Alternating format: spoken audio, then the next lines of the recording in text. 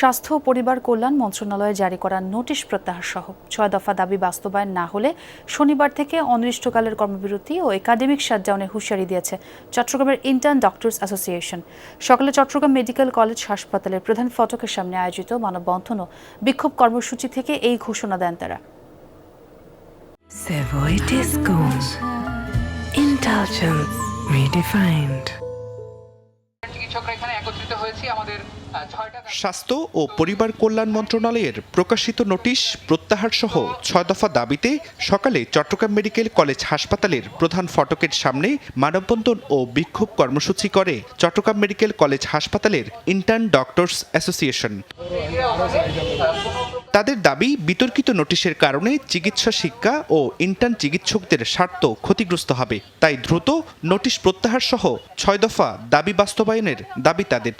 ৬টি দাবি আমরা সংশ্লিষ্ট কর্তৃপক্ষকে অবিলম্বে মেনে নেওয়ার উদাত্ত আহ্বান জানাচ্ছি। অন্যথায় চিকিৎসকগণ সর্বোত্তর কঠোর কর্মসূচির জাতীয়ভাবে কঠোর কর্মসূচির আহ্বান জানাতে এবং উদ্যোগ গ্রহণ করতে আমরা বাধ্য হব। FCPSC করার পর 2 বছরের ট্রেনিংয়ে যদি আমাদেরকে উপজেলায় পাঠানো হয়, এখন উপজেলাগুলো স্বাস্থ্য কমপ্লেক্স যেগুলো আছে ওইগুলোর অবস্থা খুবই খারাপ। প্রত্যেকটা খাতেই কিছু কিছু বাজেট সংকোচন করা হবে, তো সেক্ষেত্রে বাজেট সংকোচনের ক্ষেত্রটা ওরা এইভাবে আমাদের বেতন ভাতার উপরে ঘা বসিয়ে করছে।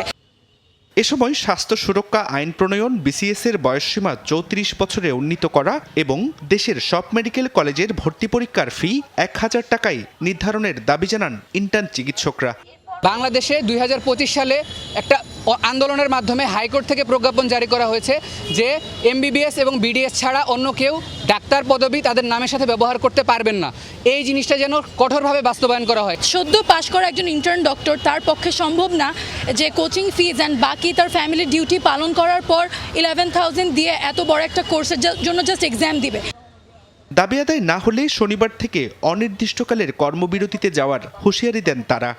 ডাক্তার মানেই মনে করে হচ্ছে টাকার ঝুলি নিয়ে বসে আছে, কিন্তু যখন বিনা বেতনে চাকরি করতে যাবেন, আপনি খাবেন কি, আপনি সংসার চালাবেন কি দিয়ে, আপনি সমাজে চলবেন কি দিয়ে? তাহলে আমাদের কর্মসূচি আমরা শনিবার থেকে যদি আমাদের দাবি মেনে না হয় আমরা অনির্দিষ্টকালের জন্য কর্মবিরতিতে যাব, একাডেমিক শাটডাউন থাকবে এবং একটা নির্দিষ্ট সময়ের জন্য আমাদের ইমার্জেন্সি অফ থাকবে। বিক্ষোভ শেষে চট্টগ্রাম মেডিকেল কলেজ হাসপাতালের পরিচালককে স্মারকলিপি দেন আন্দোলনকারীরা। জুবাইর রিফাত, যমুনা নিউজ, চট্টগ্রাম।